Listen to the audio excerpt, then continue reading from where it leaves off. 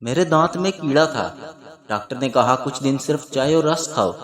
ایک ہفتہ چائے رس کھایا، پھر ایک دن صرف چائے پی۔ کیڑا باہر نکلا اور بولا رس مک گئے نے۔ مریض، آپ نے جو دعا پرچی کے پیچھے لکھی تھی وہ تو پورے شہر میں کہیں نہیں ملی۔ فیصلہ آبادی ڈاکٹر، لو دسو، اوے ماما او تے میں پین چلا کے ویکھیا سی کہ لکھدا ہے کہ نہیں۔ مریض، ڈاکٹر صاحب کوئی کوڑی دوا نہ لکھ دینا۔ فیصلہ آبادی ڈاکٹر، تینوں فرت دا کلیو جلیبیاں نہ لکھ دیاں۔ ایک سردار بلڈنگ سے گرا۔